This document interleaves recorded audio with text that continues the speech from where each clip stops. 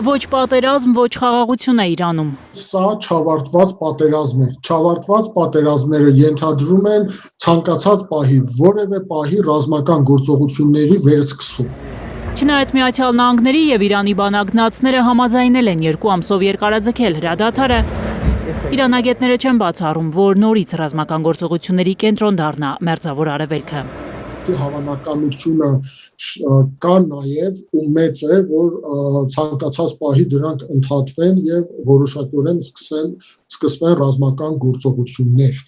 որովհետեւ ամերիկյան ձեռագիրը դրա մասին է։ ԱՄՆ փոխնախագահ J.D. Vance-ը հայտարարել է, որ Իրանի հետ բանակցություններում լավ առաջընթաց կա։ Կարծում եմ իրանցիները ցանկանում են գործարք կնքել եւ ուզում են բացել Հորմուզի նեղուցը։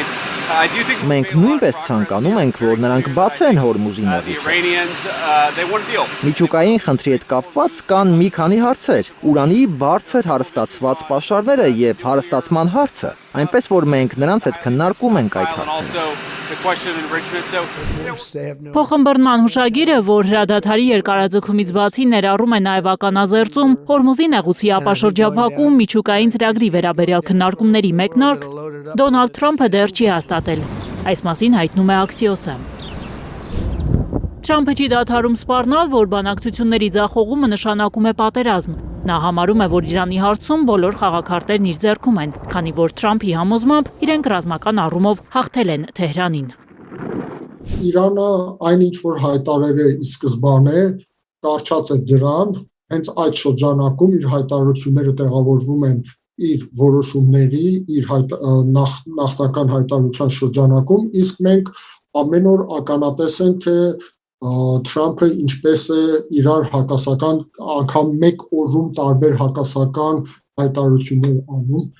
Իրանն իր հերթին հայտարարում է, որ ավելի քան մեկ ամիս շարունակված պատերազմի ընթացքում ոչնչացրել են տարածաշրջանում Միացյալ Նահանգների ռազմաբազաները, թուլացրել են Վաշինգտոնի դիրքերը Մերձավոր Արևելքում։ Տարածաշրջանի պետությունները հիմա խուսափում են նոր պատերազմից։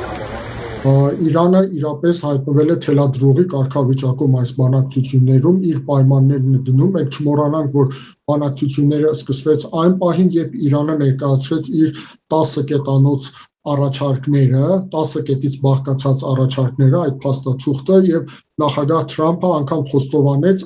իր առաջին թույցում, որ բանակցությունները ընթանալու են այդ 10 կետերի շրջանակում։ Թեհրանը հերքել է Վաշինգտոնից հնչող հայտարարությունները, թե համաձայնել են հարստացված ուրանը երկրից դուրս բերել։ Իրանի Մեջլիսի ազգային անվտանգության եւ արտաքին քաղաքականության կոմիտեի ղեկավար Էբրահիմ Ազիզին հայտարարել է, որ իրենք մտադիր չեն հարստացված ուրանը փոխանցել ոչ երրորդ պետություններին, ոչ էլ միջնորդներին։ Գանա Մովսիսյան, Էլեն Յահինյան, Հայլուր։